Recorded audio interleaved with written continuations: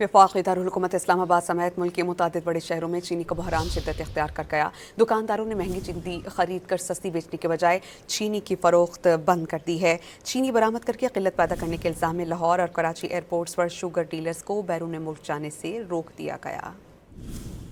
मुल्क भर में चीनी का बहरान शिद्दत इख्तियार कर गया। कोयटा में चीनी 195 रुपए से 200 रुपए फी किलो तक में दस्तयाब है, तो वफाकी दारुल हुकूमत इस्लामाबाद और लाहौर समेत मुतादिद शहरों से चीनी गायब है। दुकानदारों ने महंगी चीनी खरीद कर सस्ती बेचने से इनकार कर दिया।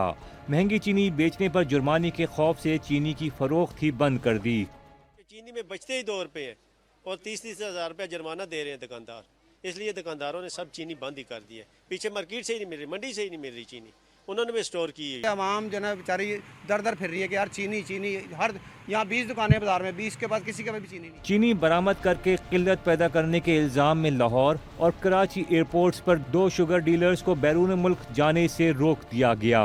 असद बट को लाहौर और कराची से तलहा कपूर को बैरून मुल्क जाने से रोका गया।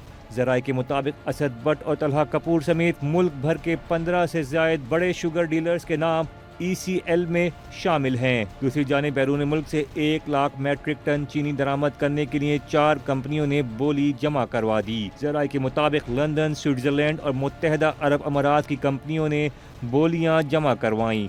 लंदन की कंपनियों ने 539 और $567 फी टन, मुत्तहदा अरब अमारात की कंपनी ने $599 की बोली लगाई है। बोली देने वाली कंपनियों के हिसाब से पाकिस्तान में चीनी की कम अज़ कम फी किलो कीमत 227 रुपए तक होगी। जमा कराई गई बोलियों पर ट्रेडिंग कॉरपोरेशन ऑफ पाकिस्तान 1 से 2 रोज़ में फैसला करेगी। बोली मंजूर होने की सूरत में चीनी 50 से 60 दिनों के अंदर पाकिस्तान पहुंच सकेगी।